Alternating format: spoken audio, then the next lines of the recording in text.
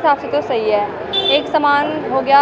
फिर इसलिए ये नहीं बोलेंगे लोग कि हमारे लिए पार्शलिटी हो रही है। अब सबके लिए समान है, सबको करना पड़ेगा। हिंदू, मुस्लिम, सिख, ईसाई कोई अलग नहीं है। अब सबके लिए एक जैसा हो गया, तो ये अच्छा है मेरे हिसाब से। तो बाकियों के हिसाब से पता नहीं, पर मेरे हिसाब से अच्छी चीज़ है। अच्छा, दूसरा सवाल मेरा ये है कि लिव इन के लिए रजिस्ट्रेशन कराना होगा। तो आपकी यूथ को हमेशा ये आपत्ति रहती है कि भैया उन्हें प्राइवेसी वाला एक बड़ा एक वो रहता है यूथ का, सही है गलत है? मेरे हिसाब से यूथ बाहर से आके यहाँ प्राइवेसी के नाम पे दंगा फसादी करता है। ये बहुत अच्छी बात है कि ऐसा हो गया। मैं चाहती हूँ रजिस्ट्रेशन करा के रहे, पता तो चले कोई बाहर से आके क्या कर रहा है यहाँ पे। मुझे ये लगता है कि जो यूसीसी अगर ये लागू करेंगे तो जो हम लोगों के आपस जो अपनी प्राइवेसी होती है वो ख़त्म हो जाएगी।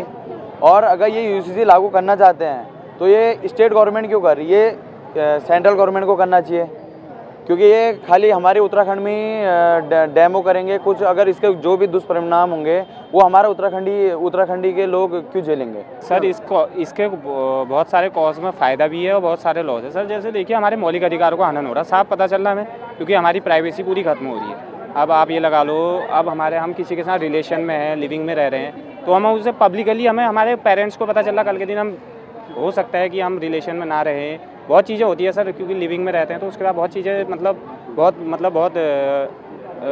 मतलब रिलेशन में बहुत बट इसमें आपको ऐसा लगता है कि यदि सब चीज़ें स्पष्ट होंगी तो कल के दिन जिस तरह से हम देखते हैं कभी लड़का लड़की पे आरोप लगा देता है, कभी लड़की लड़के पे आरोप। नहीं, ये बात भी बोल रहा हूँ मैं। बेनिफिट यही है, बेनिफिट ये है कि दोनों रिलेशन में हैं तो मतलब पारदर्शिता हो रही है इसमें, मतलब ये फ़ायदा है। पर ये लॉस है कि आप ये मान के चलो कि प्राइवेसी हमारी खत्म हो रही है। एक तरीके से तो वो सही भी है और एक तरीके से वो गलत भी है, क्योंकि बहुत सारी चीज़ें ऐसी होती है जो आजकल के कल्चर में बच्चे करते हैं।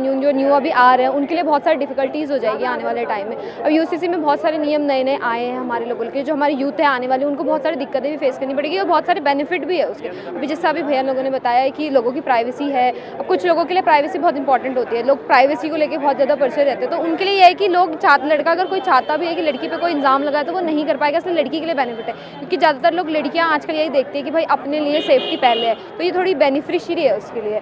और रही बात दूसरे लोगों के लिए, अब आगे अगर यहाँ पे लोग फेस करेंगे तो ये कुछ अच्छा भी पॉजिटिव इफेक्ट भी दे रहा है, कुछ नेगेटिव इफेक्ट भी दे रहा है हमारे। और रही बात हमारे कल्चर रिलीजन से लेके, तो रिलीजन में भी बहुत सारी इंपैक्ट है। हम तो यही चाहेंगे कि रिलीजन से रिलेटेड भी हो और थोड़ा लोगों को बेनिफिशरी भी हो। तो यूसीसी थोड़ा हेल्प भी कर रहा है और नहीं भी कर रहा है कहीं से कहीं। मायने में ये सही भी है, क्योंकि अगर आप किसी के साथ रिलेशन में हो, ठीक है, रिलेशन में हो, उसको आगे बढ़ाना चाहते हो, अगर आपकी पेरेंट्स भी अपेयर करते हैं कि आप लिव इन में आओ तो it's will be good for both of them, ठीक है। बट अदरवाइज़ अगर ये कहीं पे किसी पोजीशन में भी कहीं पे भी ये होता है कि हम किसी के पर्सन के बारे में जानते नहीं हैं, ठीक है, वो आपको बताएगा कि हाँ हम इसके साथ लिव इन में आना चाहते भी हैं, नहीं आना चाहते, इस चीज़ को आगे बढ़ाना चाहिए या नहीं बढ़ाना चाहिए। हमारे फैमिली पे भी डिपेंड करता है कि आगे चल के हमारी फैमिली उसके ऊपर एग्री करेगी कि नहीं करेगी।